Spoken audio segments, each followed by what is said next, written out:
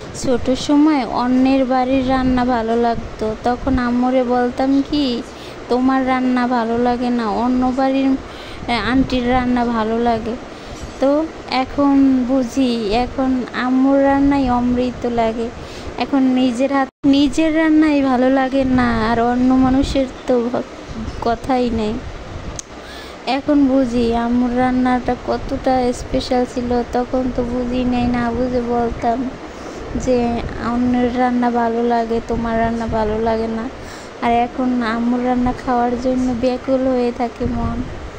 তো আমার অনেক দিন যাবত রোস্ট খেতে ইচ্ছে করছে। আম্মুরে বলতেছি, আম্মু আমারে তুমি আইসা আমার রোস্ট করে দেবা। তো আম্মু আমার কাছে আইসা রোস্ট করলো, রোস্টের প্রিপারেশন করতেছে। খুবই ভালো লাগতেছে, আম্মুর হাতের রোস্ট খাবো। তো আম্মুর হাতের রোস্টটা সবসময় স্পেশাল, অনেক ভালো লাগে আম্মুর হাতের রোস্টটা।